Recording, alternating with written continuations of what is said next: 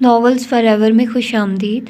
Novel تیری زلف کے سر ہونے تک، جس کی رائٹر ہیں اقرا صغیر احمد، اس کی 25ویں ایپیسوڈ ہے اور یقیناً آپ لوگ انجوائے کر رہے ہوں گے اس ناول کو۔ ایکچولی میں تھوڑا آگے پیچھے کر رہی ہوں، مجھے سمجھ نہیں آ رہی کہ یہ صحیح ہے ایپیسوڈز، مطلب ان کی ترتیب ٹھیک ہے یا نہیں، لیکن آپ لوگ ٹائٹل میں بھی دیکھ سکتے ہیں۔ ضروری نہیں کہ اگر میں جو بول رہی ہوں وہی ٹھیک ہو، کیونکہ ٹائٹل جب آپ لگا رہے ہوتے ہیں تو اس کے اکارڈنگ ٹھیک ہوتی ہیں چیزیں، اور بولنے کے بعد ظاہر سی بات ہے میں ایک دفعہ کر لوں، پھر اس کے بعد ایڈٹ کرنے کے بعد میں چینج نہیں کر سکتی۔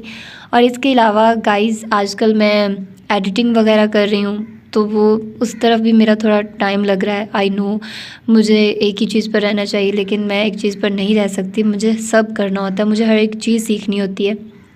ٹھیک ہے میں ایک کام کر رہی ہوں، مجھے اس پر وہ کیا کہتے ہیں کہ گرفت ہے یا میری گرپ پہ ہے، تو میں کہتی ہوں کہ مجھے وہ دوسرا بھی ٹرائی کر لینا چاہیے۔ ٹھیک ہے، زندگی ایک ہی دفعہ ملتی ہے، آپ کو سب کرنا چاہیے جو آپ کا دل کر رہا ہو۔ میری نیچر ایسی ہے کہ مجھے ہر ایک چیز کو سیکھنا پسند ہے، مجھے نئی نئی چیزیں ٹرائی کرنا سیکھنا، اور ان کو اس طرح سے پسند ہے۔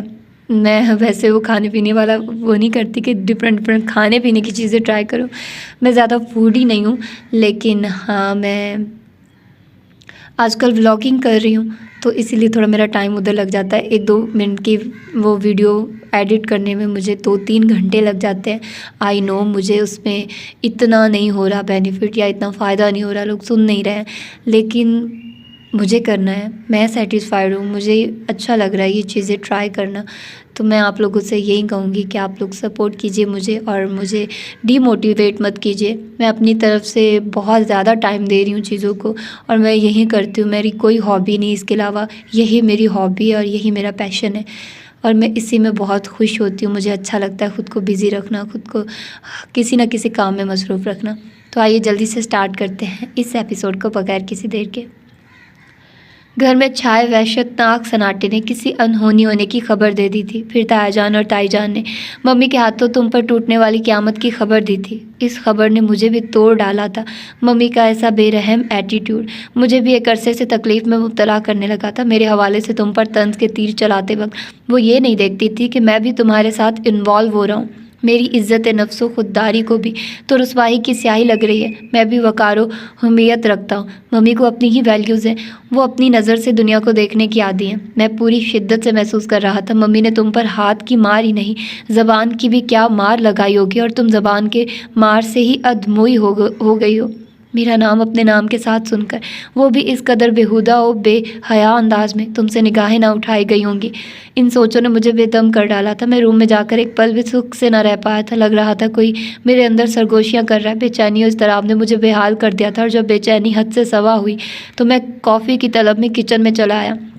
وہاں میری نگاہ ایک ریپر پر گئی، اور جب میں نے آگے بڑھ کر وہ ریپر اٹھا کر دیکھا تو وہ پوائزن تھا۔ مجھے کچن میں دیکھ کر بوا وہاں آ گئی تھی، تو میں نے بوا سے معلوم کیا تو صوفیہ پھپھو کا نام سن کر چونک گیا کہ صوفیہ پھپھو چائے پکا کر لے گئی ہیں، اور میری چھٹی حس نے خطرے کو بھانپ لیا تھا، اور مجھے یہ سمجھنے میں دیر نہ لگی کہ پھپھو نے کیا کیا ہے، اور یہ گمان ہوتے ہی میں برق رفتاری سے ان کے کمرے تک گیا تھا، اور دروازہ لاک دیکھ کر بری طرح پیٹ ڈالا تھا، اور یہی لمحہ میرے کام آ گیا تھا۔ پھپھو نے گھبرا کر دروازہ کھولا، اور میں نے اندر دوڑ لگائی تھی۔ تم وہ زہریلی چائے کا مگ منہ سے لگانے ہی والی تھی جب میں نے وہ مگ لے کر باہر پھینک دیا تھا۔ پھر میں سر پکڑ کر بیٹھتا ہی چلا گیا تھا۔ اس وقت پہلی بار یہ احساس اجاگر ہوا تھا کہ تم ہو تو میں ہوں، اگر زندگی آتی جاتی سانسوں کا نام ہے تو وہی زندگی کہلاتی۔ تم نے مجھے دیکھ کر چہرہ پھیر لیا تھا۔ سالوں کے بعد اس دن میرے اور پھپھو کے درمیان حائل ہونے والی بیگانگی کی دیوار گری تھی، اور ہمارے درمیان اعتبار و محبت کا رشتہ قائم ہوا تھا۔ مگر اس بار بات اس حد تک آگے بڑھی کہ پھپھو نے ممی کی وہمی اور شکی طبیعت سے تنگ آ کر تمہارا رشتہ پیارے میاں سے طے کر دیا تھا۔ حالانکہ تایا تائی اور شاہ زیب نے بہت کوشش کی تھی کہ میں تمہارے لیے پرپوزل بھیجوں، یہ انہی کی نہیں ڈیڈی کی بھی خواہش تھی کہ تم میری ہم سفر بنو، اور اس دل کا کیا بتاؤں، اگر وعدوں احساسات کی زنجیروں میں جکڑا نہ ہوتا تو کسی کی کیا مجال تھی کہ تم پر نگاہ بھی اٹھا سکتا۔ بے حس و حرکت میں نے کسی روبوٹ کی مانند انکار کر دیا، اور کئی بار کیا، اور ہر انکار کے بعد میرا دل اندھیروں کے پراسرار غاروں میں گم ہوتا رہا تھا۔ پیارے تو اول دن سے ہی تمہاری سادگی اور رعنائی کا دیوانہ تھا۔ پھپھو نے رشتے کی حامی بھر کر اس کی دل مراد پوری کر دی تھی۔ اس کے پاؤں زمین پر نہیں ٹک رہے تھے، اور میں جانتا تھا وہ اپنی خوش قسمتی پر جتنا بھی نازا تھا وہ کم تھا۔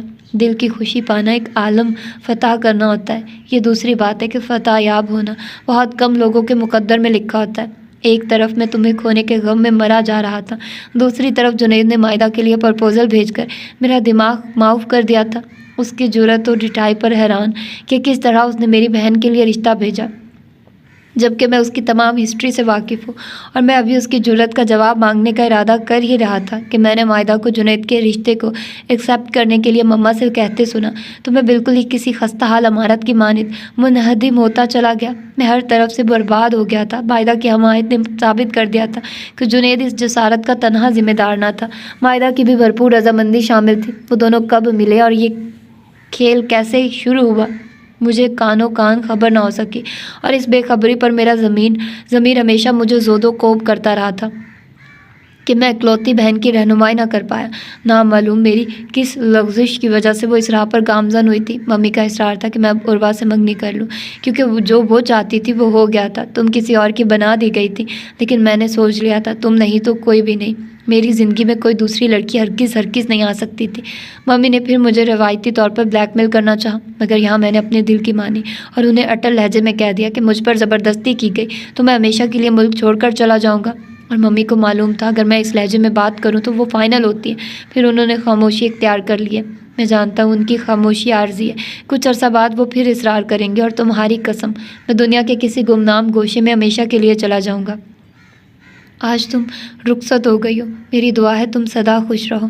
پیارے میاں کی بار بار کال آ رہی ہے، وہ یقیناً مجھے اتنے اہم موقع پر نہ پا کر ڈسٹرب ہے۔ تمہیں اس کا بنانے کے لیے میں نے ہی بھرپور تعاون کیا تھا۔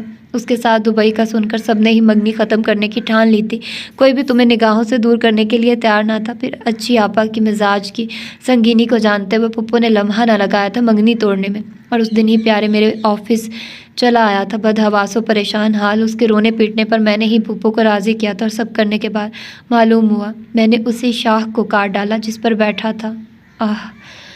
جو ہوا سو ہوا۔ آج جب تم کسی اور کے پہلو میں ہو، میں وہ کہتا ہوں جو دل میں نہ جانے کتنی بار کہتا آیا ہوں، مگر کبھی روبرو نہ کہہ سکا، مگر آج کہتا ہوں، سدھا آئی love you, I love you so مچ۔ وہ پاگلوں کی مانند چیخنے لگا تھا۔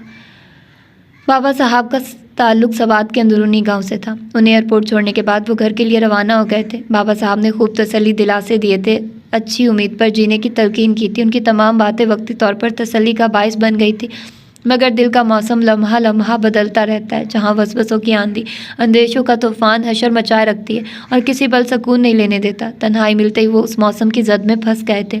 ڈرائیور محتاط روی سے ڈرائیونگ کر رہا تھا۔ شام کا وقت تھا، سڑکوں پر ٹریفک کا اصدام تھا، مختلف ہارنز اور آوازوں سے فضا گونج رہی تھی، اور اس سارے شور شرابے سے بے خبر وہ آنکھیں بند کی اپنی سوچوں میں گم تھے۔ بہت بڑی چوٹ لگائی تھی ماضی کی بدعمالیوں نے، بے خبری میں اپنی ذات کا حصہ گمشدہ کر بیٹھے تھے۔ بابا صاحب کی روحانی طاقت کو وہ مانتے تھے۔ انہوں نے بیٹی کی موجودگی کا اشارہ دیا تھا۔ ان کا اشارہ ان کے لیے یقین کی سند رکھتا تھا، کیونکہ وہ جانتے تھے بابا صاحب کوئی بھی بات بلا وجہ نہیں کرتے ہیں۔ پھر سب سے بڑی گواہی ان کے دل نے دی تھی، اور کوئی پکار اٹھا تھا، ایسا ہی ہے۔ وہ اپنے اعمال کی پکڑ میں آ چکے ہیں۔ کل تک دوسروں کی بہن بیٹیوں کے لیے گلچھڑے اڑانے والا عیاش آدمی آج ذلیل و رسوا ہو گیا تھا، شدید کرب میں مبتلا ہو گیا تھا۔ کل تک چھپ کر گناہ کرنے والا اب ایسی سزا میں قید کر دیا گیا تھا کہ جو اپنے دل کی کیفیت بھی کسی کو بتا نہیں سکتا تھا۔ گھر آ کر وہ سیدھے زرکا کے کمرے میں چلے آئے۔ زرکا جو نماز پڑھ کر اٹھی تھی، انہیں نڈھال انداز میں بیڈ پر بیٹھتے دیکھ کر پریشانی سے ان کی طرف بڑھی۔ انہوں نے ہاتھ پکڑ کر انہیں قریب بٹھا لیا۔ یوسف، آپ تو بخار میں بری طرح جل رہے ہیں۔ زرکا دوسرا ہاتھ اس کی پیشانی پر رکھ کر پریشانی سے گویا ہوئی۔ کب سے آپ کو بخار ہوا ہے؟ تم اتنا پریشان کیوں ہو رہی ہو؟ معمولی بخار ہے، ٹھیک ہو جائے گا۔ یہ معمولی بخار نہیں ہے، ٹھہریے میں ڈاکٹر کو کال کرتی ہوں۔ انہوں نے اٹھنا چاہا تو انہوں نے دونوں ہاتھوں کو تھام لیا۔ مجھے ڈاکٹر کی نہیں، تمہاری ضرورت ہے، تم یہاں سے کہیں مت جاؤ۔ میں کہیں نہیں جا رہی، ڈاکٹر کو کال کرنے دیں۔ زرکا نے بہت حیرانی سے ان کے اس انداز کو محسوس کرتے ہوئے کہا، مجھے ڈاکٹر کی ضرورت نہیں ہے، بخار کی حرارت بہت زیادہ ہے، ڈرو نہیں، مرنے والا نہیں ہوں۔ یوسف، کیسی باتیں کر رہے ہیں؟ کیا ہوا ہے آپ کو؟ بابا صاحب کے ساتھ ٹھیک ٹھاک گئے تھے، اس گزرے ہفتے میں آپ کتنے کمزور و نڈھال ہو گئے ہیں۔ زرکا کو ان کی دماغی حالت خاصی ابتر محسوس ہو رہی تھی۔ بوڑھا ہو گیا ہوں نا، کمزوری تو آئے گی زرکا، وہ نڈھال انداز میں لیٹتے ہوئے آہستگی سے گویا ہوئے۔ اسے ایک ہفتے میں کیا کایا پلٹ گئی آپ کی، اتنے نڈھال، کمزور و بیمار آپ کبھی نہیں ہوئے تھے. ایسا کیا ہوا یوسف؟ کیا بتاؤں کیا ہوا ہے، کس منہ سے بتاؤں؟ میری دنیا تباہ ہو گئی ہے. کل جو میں سینہ تان کر چلا کرتا تھا، آج لوگوں کے پاؤں تلے کچلتا ہوا خود کو محسوس کر رہا ہوں. میری آنکھیں جو فخر و غرور سے اٹھتی رہتی تھی اب زمین میں گڑ کر رہ گئی ہیں. میں زمین میں دھستا جا رہا ہوں. وہ چھت کو دیکھتے ہوئے سوچ رہے تھے. یوسف آپ مجھے نارمل نہیں لگ رہے. میں نوفل کو بلاتی ہوں. مجھے آپ ٹھیک نہیں لگ رہے ہیں. زرکا گھبرا گئی. ٹھیک ہوں میں، کیوں نوفل کو بھی اپنی طرح پریشان کر رہی ہو؟ پریشانی کی کیا بات ہے، اپنے ہی تو دکھ درد میں کام آتے ہیں. میرے لیے اتنا تردد مت کرو. میں اس قابل نہیں ہوں کہ مجھ پر ترس کھایا جائے. میں بہت ظالم و بے رحم انسان ہوں، بہت برا ہوں. یہ کیا کہہ رہے ہیں آپ؟ کیا ہو گیا ہے آپ کو؟ زرکا نے محبت سے ان کا ہاتھ تھام لیا. ایک طویل عرصے بعد تمہیں بھی سزا کی سولی پر لٹکا کر بیوی کا درجہ دیا. تمہاری ساری خوشیاں، ارمان، جذبات سب جلا کر تمہیں کیا خوشی دی؟ احساسات کے پندار پر جب زر پڑتی ہے پھر ٹوٹی مالا کی موتیوں کی طرح تمام بے حسی و زیادتیاں بکھری دکھائی دیتی ہیں. اور انہیں یاد آ رہا تھا کہ انہوں نے نویرا ہی نہیں، زرکا کے ساتھ بھی ازحد ظلم و زیادتی کی تھی. عورت کے ساتھ سب سے بڑا ظلم اس کی ذات کی نفی ہے. اسے اپنا کر بھی نہ اپنانا اس کی ذات کی کھلی تذلیل و رسوائی ہے. پہلے دن ہی انہوں نے اس کا گھونگھٹ اٹھانا پسند نہیں کیا تھا. کمرے میں ہی قدم نہ رکھا تھا. پورے خاندان میں انہیں تماشا بنا کر رکھ دیا تھا. پھر وقت نے بھی خوب انتقام لیا تھا. آج وہ تماشا تھے اور اسی عورت کے پہلو میں جائے پناہ تلاش کر رہے تھے جس کی زندگی کی بہاریں خزاؤں میں بدل ڈالی تھی. اور وہ عورت ان سے بلند ظرف نکلی تھی. کیوں سوچ رہے ہیں آپ اس طرح سے؟ ایسا کچھ بھی نہیں ہے. عورت جس گھونٹے سے ایک بار بندھ جائے پھر وہ وہیں بندھی رہنا پسند کرتی. میں نے آپ سے محبت کی اور یہ اس محبت کا ہی ثمر ہے کہ آپ میرے بن گئے ہیں. گھٹائیں سر شام بھی ماحول کا احاطہ کیے ہوئے تھی مگر تیز چلتی ہواؤں نے بارش کو برسنے نہیں دیا تھا. البتہ کبھی کبھی فوار برس جاتی تھی. کبھی موٹے موٹے قطرے موتیوں کی صورت میں برسنے لگتے. ایک پارٹی میں لاریب کی ملاقات جہاں آرا سے ہو گئی تھی اور اس نے انشرا کے حصول کا تقاضا کیا تھا.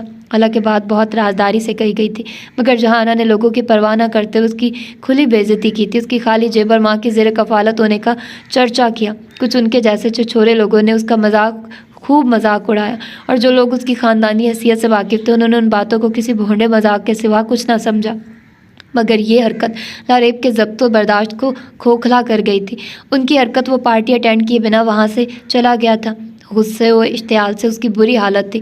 دل کر رہا تھا پستول کی ساری گولیاں جہاں آرا کے جسم میں اتار دے اور وہ ایسا کر بھی دیتا اگر مراد بروقت مداخلت کر کے اسے اس ارادے سے باز نہ رکھتا. صاحب اس حرام خور بڑھیا کو مار کر آپ کو کیا ملے گا؟ وہ پستول اس کے ہاتھ سے لیتا ہوا بیڈ کی ڈرا میں رکھتے ہوئے بولا. سکون ملے گا میرے دل کو. وہ آگ بجھے گی جو اس حرافہ بڑھیا نے میرے بے عزتی کر کے لگائی ہے. دیکھا تھا تم نے کس طرح لمحوں میں میرا تماشا بنا دیا تھا. جن سالوں کی اوقات نہیں تھی میرے ساتھ کھڑے ہونے کی وہ بھی مجھ پر ہنس رہے تھے، کس رہے تھے. لاریب بے سکون کمرے میں ٹہل رہا تھا اور ڈرائیور مؤدبانہ انداز میں ایک طرف کھڑا تھا. مراد اس کا ہم عمر تھا، کسرتی بدن اور گندمی رنگت والا وہ لڑکا لاریب کے چند پر اعتماد ملازموں میں شمار ہوتا تھا. وہ اس کے ہر راز سے واقف تھا. لاریب بھی اس پر مکمل بھروسہ کرتا تھا. صاحب دشمن موقع کی تلاش میں ہوتے ہیں. ان کا آپ پر ہنسنا یہ ثابت کرتا ہے وہ سب آپ سے حسد کرتے اور جلتے ہیں. مراد کے لہجے میں 100% خوشامد و چاپلوسی تھی. ٹھیک کہتے ہو، تم سے زیادہ مجھے کون جان سکتا ہے. جلتے ہیں لوگ میری خوبصورتی، دولت، میرے ٹھاٹ باٹ سے. یہ چند دنوں کی غربت کیا آئی، لوگوں کی اصلیت دیکھ لی ہے. کوئی کسی کا نہیں ہے. یہاں سب دولت کو سلام کرتے ہیں. صاحب ایک مشورہ دوں؟ برا تو نہیں مانیں گے؟ مراد نے ہاتھ جوڑ کر دھیمے لہجے میں اجازت طلب کی. ہاں کہو یار، تمہاری بات کا برا نہیں لگتا. وہ تھک کر صوفے پر بیٹھ گیا. آپ انشرا بی بی کو بھول جائیے. بہت حسین ترین لڑکیاں آپ کو مل جائیں گی. خوبصورتی ان پر ختم نہیں ہو گئی ہے. بے تحاشا حسن سے یہ دنیا بھری پڑی ہے. صاحب میں تمہاری محبت کی قدر کرتا ہوں اور معلوم ہے مجھے بھی دنیا اس حسن پر ہی ختم نہیں ہوتی. مگر اس دل کا کیا کروں جو اس کی ہی قربت کے لیے مچلتا ہے. پھر اب تو بات میری مردانگی پر آ گئی ہے. میں جب تک اس مکار بڑھیا اور اس کی مغرور نواسی کے غرور کو پاش نہ کر دوں سکون سے نہیں بیٹھوں گا. اس کا لہجہ ضد و رعونت سے بھرپور تھا. وہاں اسے کافی دینے آتی امینا. بیچ چونک کر رہ گئی جبکہ اندر سے آواز آ رہی تھی، صاحب اس واقعہ کو گزرے کئی دن ہو چکے ہیں اور آپ بھول کر ہی نہیں دے رہے۔ روزانہ پستول نکال کر بڑھیا کو قتل کرنے کے ارادے سے جانا چاہتے، اس بڑھیا کو مار کر آپ کی مشکلات میں اضافہ ہوگا۔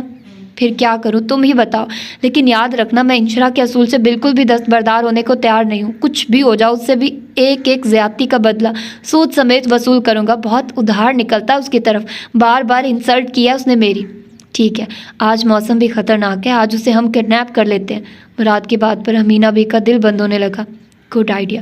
آج رات رضوان حسن کا میوزیکل پروگرام بھی ہے اور اس نے میرے ساتھ ہی جہارا کو بھی انوائٹ کیا تھا، اور وہ بڑھیا کوئی دعوت مس نہیں کرتی، وہ وہاں ضرور جائے گی اور ہم آسانی سے انشرا کو کڈنیپ کر لیں گے۔ وہ مسرت سے جھوم کر گویا ہوا۔ مراد نے یہاں بھی مشورہ دیا کہ وہ تنہا ہی انشرا کو کڈنیپ کرے گا کیونکہ وہ لاریب کو گھر میں داخلے کی اجازت نہیں دے گی جبکہ وہ کوئی چال چل کر اپنے مقصد میں کامیاب ہو جائے گا۔ لاریب نے اس کی ذہانت کی داد دی۔ پھر ان کے درمیان جگہ سیٹ ہونے لگی جہاں انشرا کو اغوا کر کے لایا جانا تھا۔ وہ بے خوف بات کر رہے تھے کیونکہ انہیں معلوم تھا اس کے روم کی طرف بلا اجازت آنے کی کسی کی جرت نہ تھی۔ امینہ بھی زرکا کے حکم پر کافی لے کر آئی تھی مگر ان کی خوفناک باتیں سن کر اندر جانے کی ہمت نہ کر سکی تھی اور دبے پاؤں واپس آ گئی تھی۔ کچھ عرصہ قبل نوفل نے ان کی ڈیوٹی لگائی تھی کہ لاریب کی نگرانی رکھے مگر کوئی خاطر خواہ کامیابی نہیں ملی تھی اور آج اتفاقاً اتنی بڑی کامیابی ہاتھ آ گئی تھی۔ امینہ بی نے اپنے سرونٹ کوارٹر میں آ کر دروازہ بند کر کے اپنا موبائل اٹھایا اور نوفل کا نمبر ملایا مگر دوسری طرف موبائل بند جا رہا تھا۔ وہ گھنٹوں تک کال ملاتی رہی اور سیل آف ہی رہا تھا۔ گھن گرج کے ساتھ طوفانی بارش شروع ہو چکی تھی۔ نوفل بھائی، بابر بتا رہے تھے آپ کا دل ابھی تک انشی کی طرف سے صاف نہیں ہوا، آپ نے اس کی شرارت کو بڑا سیریس لیا ہے؟ عاقفہ نے سنجیدگی سے بابر کے برابر میں برا جمان نوفل سے پوچھا۔ شرارت تو میں کبھی اسے مان ہی نہیں سکتا، اس کی باتوں میں جو سرد مہری اور آنکھوں میں جس طرح آگ دہک رہی تھی وہ میں نے بخوبی دیکھی تھی۔ شرارت میں کوئی کسی کو ذلیل و خوار نہیں کرتا، یہی سوچ کر میں پریشان ہوں انشی کو آپ سے کیا دشمنی ہوگی؟ اس کی سچائی پر عاقفہ بھی تذبذب کا شکار ہوئی تھی۔ یہ بات آپ کی دوست ہی بتا سکتی ہے، وہ افسردہ سا مسکرایا۔ تو معلوم تو کرو عاقفہ وہ کس غلط فہمی کا شکار ہے۔ بابر نے بھی اس معاملے کو طول دینے کی بجائے ختم کرنے کی ٹھانی۔ بہت بار کوشش کی اور ہر بار وہ یہی کہتی ہے کہ وہ محض ایک شرارت تھی، ایک مذاق تھا اور کچھ بھی نہیں۔ اگر اس کا مذاق اتنا سنگین ہے پھر خفگی کتنی ظالم ہوگی، کم از کم نوفل کے لیے افورڈیبل نہیں ہوگی، مجھے افورڈ کرنی بھی نہیں ہے، وہ ایک سائیکو لڑکی ہے۔ نوفل نے ریسٹ واچ دیکھتے ہوئے ترش روی سے کہا، ایسا مت کہیے، وہ بہت بہترین و سلجھی ہوئی لڑکی ہے۔ جب تک اسے اپنی نانوں کی اصلیت کا معلوم نہ تھا تب تک وہ کسی کو خاطر میں لانے والی نہ تھی، بہت پر اعتماد و باحوصلہ تھی۔ اچھا میں اب چلوں گا، بہت دیر ہو گئی ہے، نوفل نے بابر سے کہا۔ عاقفہ ادرک والی چائے لے کر آ رہی ہے، پی کر جانا۔ تھینکس الاٹ عاقفہ بھابھی، وہ عاقفہ سے بولا جو بھابھی کہنے پر جھیم پی تو بابر کی مسکراہٹ گہری ہو گئی تھی۔ اتنی بہترین سی کافی پینے کے بعد چائے کی گنجائش نہیں، کچھ دیر بیٹھو تو صحیح۔ عاقفہ نے انشی کو بھی بلایا ہے، وہ آ رہی ہوگی، میں چاہتا ہوں تم دونوں کی غلط فہمیاں دور ہو جائیں۔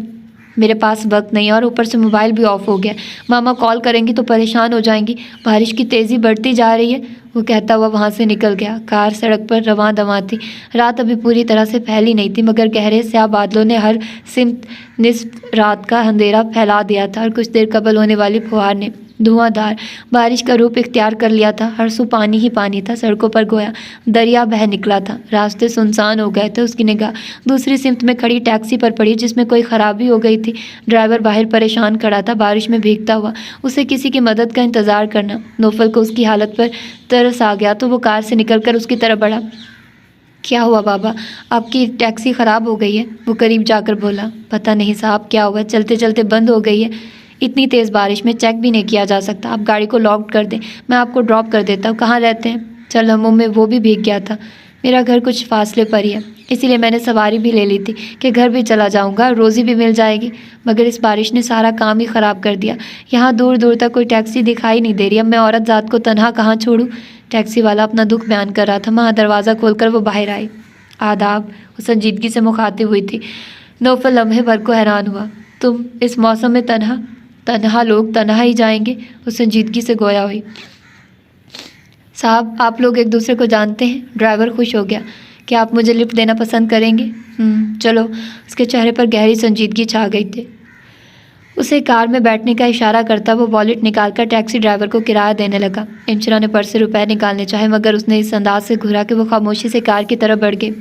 کیا ضرورت تھی تمہیں اس موسم میں تنہا نکلنے کی؟ وہ کار سٹارٹ کرتا ہوا مشتعل لہجے میں بولا۔ عاقفہ کی بار بار کال آ رہی تھی اور گھر سے نکلتے وقت موسم ایسا نہیں تھا۔ یہ اچانک ہی موسم کے تیور بدلے، ورنہ میں پاگل تھوڑی ہوں جو ایسے موسم میں گھر سے نکلتی۔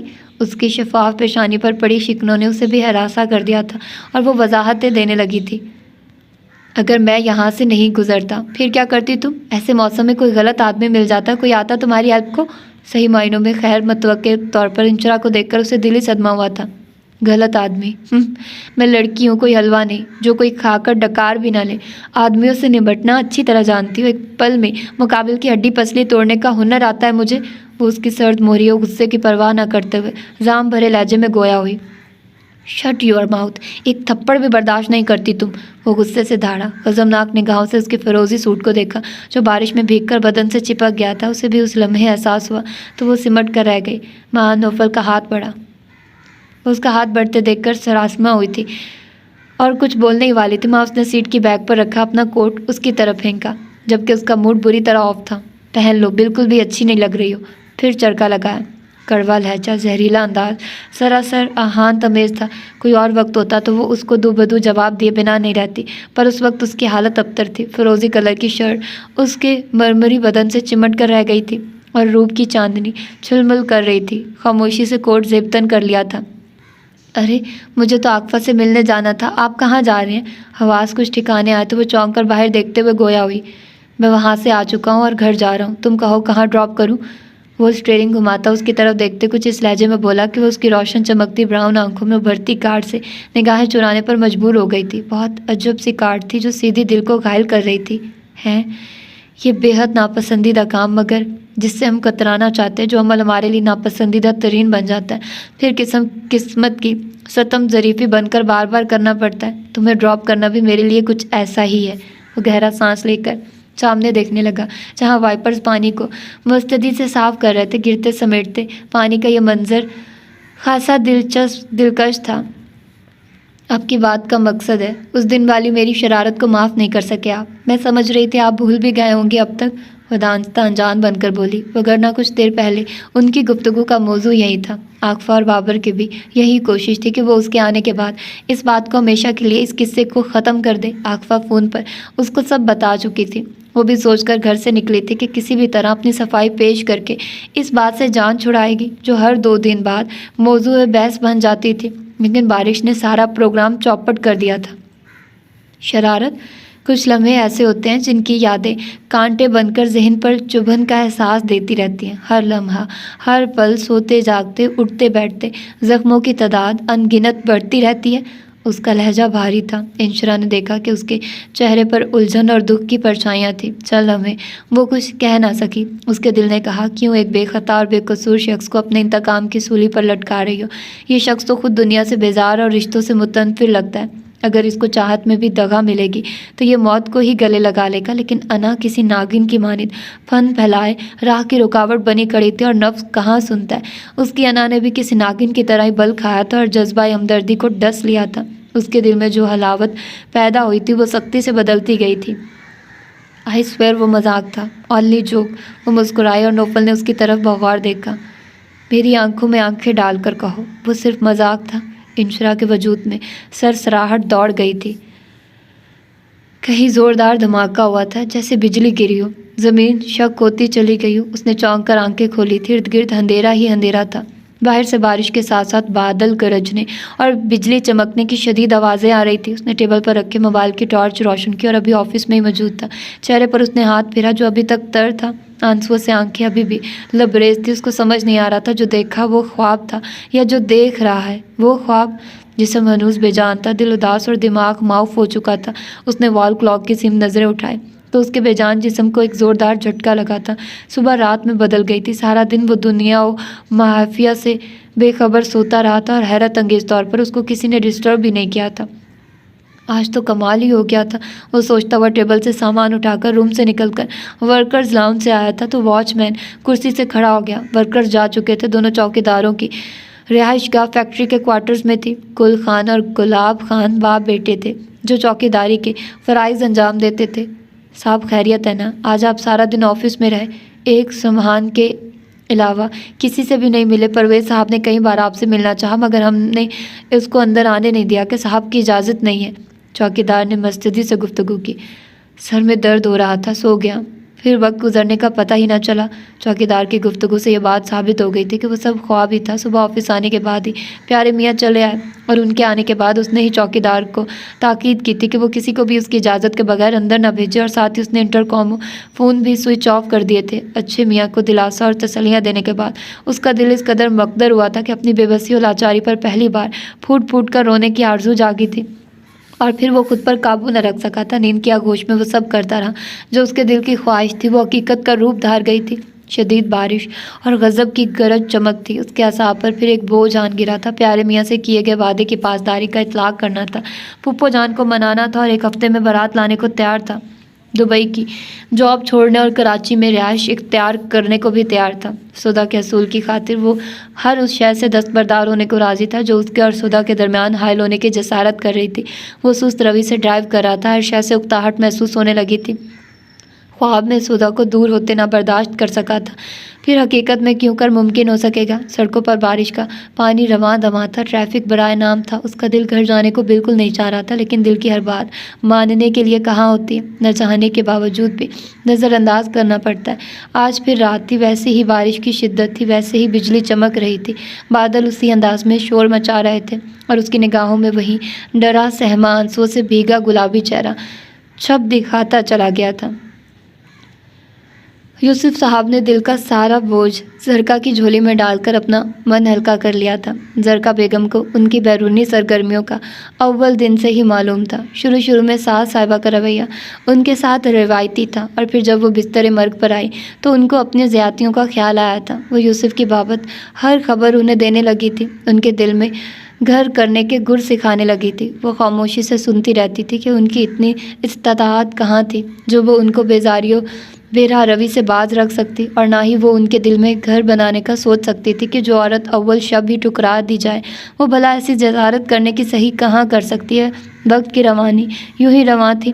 وقت کی بدلتی رتوں نے ان کی زندگی بھی بدل دی تھی۔ کل تک ناپسندیدہ بنا دی جانے والی عورت آج با وفا، رازدار، قابل اعتبار و بھروسہ بیوی کا اعزاز پا چکی تھی۔ انہوں نے یوسف کی ہر زیادتی، ہر بے رخی کو مقدر سمجھ کر قبول کیا تھا، مگر ان کی زبانی ایک ناجائز بیٹی کی موجودگی کا سن کر ان کا دل دہل گیا۔ جس اولاد کی خاطر انہوں نے ترس ترس کر زندگی گزاری تھی، یوسف نے بہت سال قبل غیر شرعی طریقے سے اس رحمت کی ناقدری کی تھی، اور بدلے میں یہ گھر ہمیشہ کے لیے ان کے بچوں کی کلکاریوں سے محروم ہو گیا تھا۔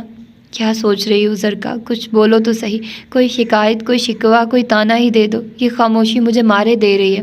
وہ ان کو گمسم دیکھ کر ندامت بھرے لہجے میں گویا ہوئے، میں ایسا کیسے کر سکتی ہوں، اور یہ سب کر کے مجھے ملے گا بھی کیا؟ پھر تالی دونوں ہاتھوں سے ہی بجتی ہے۔ مرد کا بہکنا قابل گرفت و ملامت ہے، مگر عورت کا بہکنا ناقابل معافی۔ کیوں اس نے اپنی عزت و نسوانیت کو تار تار کیا؟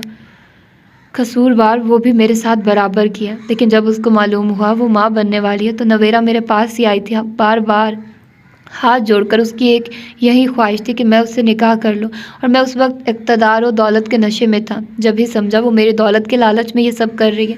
پچھتاوا ایک ایسی دلدل کا نام ہے جہاں پھنسنے والا پھنستا ہی چلا جاتا ہے۔ وہ بھی ماضی کی کوتاہیوں میں ڈوبتے ہی جا رہے تھے۔ زرکا، تم نماز پڑھتی ہو، قرآن پاک کی تلاوت کرتی ہو، تہجد گزارو، اللہ سے بہت قریبی تعلق ہے تمہارا، تم اللہ سے دعا مانگو، اللہ میری بیٹی کو اپنے حفظ و امان میں رکھے، وہ کیچڑ میں رہ کر بھی کنول کے پھول کی مانند پاکیزہ رہے۔ ان کا دل تڑپ رہا تھا۔ آپ نے کیوں مان لیا کہ آپ کی بیٹی ہی پیدا ہوئی ہوگی؟ ان کی تڑپ و بے چینی نے زرکا بیگم کو بھی بے چین کر دیا تھا۔ میرا دل کہتا ہے زرکا، میرا دل کہتا ہے۔ دل عموماً گمراہ بھی کرتا ہے، دل سے دل کا راستہ بھی دل سے ہی جاتا ہے۔ میں ایک عرصے سے اضطراب و اضطرار کی تڑپ میں مبتلا ہوں۔ بابا صاحب کی صحبت نے اس یقین کو پختہ کیا ہے۔ کیا تم کو بابا صاحب کے وجدان پر کچھ شک ہے؟ وہ غلط کہہ سکتے ہیں کیا؟ نہیں، بابا صاحب کبھی ہلکی بات نہیں کرتے، ان کی بات میں ہمیشہ وزن اور سچائی ہوتی ہے۔ وہ حقیقت امیز لہجے میں گویا ہوئی۔ تم ہی بتاؤ اب میں کیا کروں، کہاں تلاش کروں اپنی بچی کو؟ وقت بھی کیسے کیسے روپ دھارتا ہے۔ کل تک جس وجود کو میں دنیا میں لانے کے خلاف تھا، آج اس کی تلاش کی جستجو میں لگا ہوا ہوں۔ یوسف، رات کتنی بھی طویل ہو، ہر رات کی صبح ضرور ہوتی ہے۔ آپ اللہ پر معاملہ چھوڑ کر مطمئن ہو جائیے، جو ہوگا بہتر ہوگا۔ वो कहती हुई उठ खड़ी हुई। खिड़की के शीशे से बाहर बरसती हुई बारिश साफ दिखाई दे रही थी। सारिया नौफल की खातिर यहाँ क़याम पजीर है, मोहब्बत करती है वो उससे, और देखा जाए तो सारिया में कोई कमी नहीं है। खूबसूरत और ज़हीन लड़की है वो दोबारा उनके पास आकर बैठ गई। नौफल कभी राज़ी नहीं होगा, ये तुम भी बाखूबी जानती हो। शवाना से वो किस कदर नफ़रत करता है, और सारिया का शवाना से एक मजबूत रिश्ता है जो वो चाह कर भी नहीं भूल सकता। बल्कि सारिया की तरफ उसका राग़िब ना होना असल वजह यही है कि उसकी ये बेरुखी कभी ख़त्म नहीं हो सकती। तुम सारिया को समझाओ। सारिया ने नौफल को किसी लड़की से फ़ोन पर बात करते सुना था। व्हाट? नौफल किसी लड़की से फ़ोन पर बात कर रहा था? वो हैरानी से उठ बैठे। मम्मी, ये खैरन के नखरे कुछ ज़्यादा ही हो गए। मैंने ज़रा पकौड़े पकाने का क्या कह दिया, झट से जवाब देती है ये पकौड़ों का टाइम नहीं है, खाने का टाइम है। खाना पका चुकी हूँ। चंदा तन पन करती वहाँ आई। अरे रहने दो, मुंह मत लगो, उस कमबख्त के बहुत बद लिहाज हो गई है। मैं भी अगर कोई फरमाइश कर दूँ तो ऐसे ही मुँह फाड़ कर जवाब देती है। वो पान पर चूना लगाती हुई मुँह बनाकर गोया हुई। तुम उसके नखरे देख रही हो? हैरत है मम्मी, तुम तो नाक पर मक्खी नहीं बैठने देती। कहाँ 2 कौड़ी की नौकरानी को सर पर चढ़ाया हुआ है। चंदा के लहजे में नागवारी थी। रात उसके उस पहर उसको पकौड़े खाने को ना मिले तो उसके तेवर बिगड़ गए थे। नौकरानियाँ मिल ही कहाँ रही है। उसका पूरा एहसास इस मनहूस औरत को है, तभी तो बक करती है, और मैं मजबूरन बर्दाश्त कर रही हूँ। सिर्फ चंद दिनों की बात है चंदा। सुधा के आते ही देखना किस तरह खैरन की चुटिया पकड़कर बाहर करती हूँ। एकदम में सारे बदले चुका दूंगी। वो पान की कलोरी मुंह में रखकर कत्थे चूने से लथड़ी उंगलियां बालों में रगड़ती हुई इत्मीनान भरे लहजे में गोया हुई। खैर उनको घर से क्या निकालोगी, मुझे तो तुम ही घर से निकलती हुई दिखाई दे रही हो। चंदा के लहजे में तंज था। तुम्हारे मुंह के आगे तो जहन्नुम ही दहकता रहता है। मजाल है जो सोच समझ कर बात करो, जो मुंह में आता है वो बक देती हो। लो भला, मुझे ही घर से निकलवा रही हो।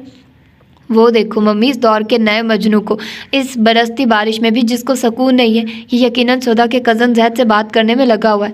ममानी बेगम को ये गुमान है गोया उन्होंने कोई हूर परी जनी है जो ना की रट लगा रखी है।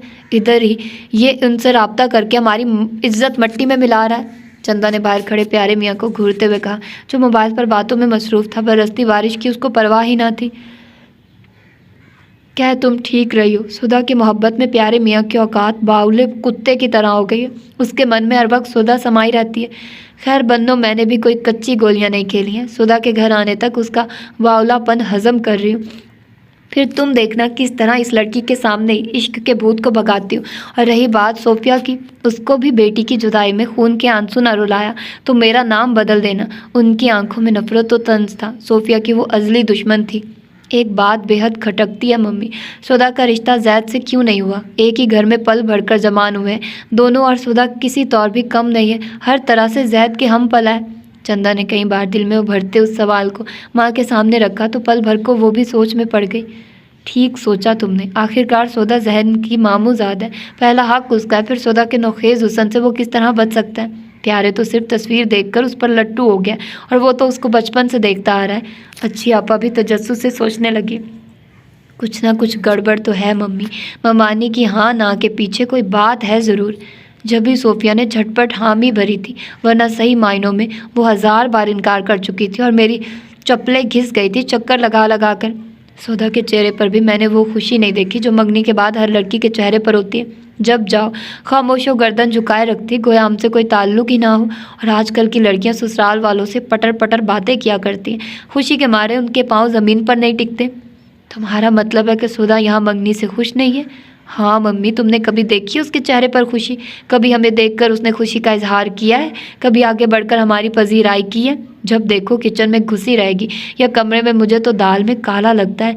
चंदा को भाई की बेकरारी और उल्फत एक आंख ना भा रही थी, और यही अंदाज उसको सुधा के रवैयों की याद दिला रहा था। सादा मिजाज और शर्मीली तबीयत की मालिक सुधा के बेज़रर अंदाज उनको नापसंदीदगी महसूस होने लगे थे। एक बार इस घर में आ जाए बस, फिर देखना कैसा मज़ा चखाती हूँ। तो ये थी आज की एपिसोड। यकीनन आप लोगों ने एंजॉय किया होगा। मिलते हैं इसके अगले एपिसोड में। अपना ढेर सारा ख्याल रखिएगा। अल्लाह हाफिज़।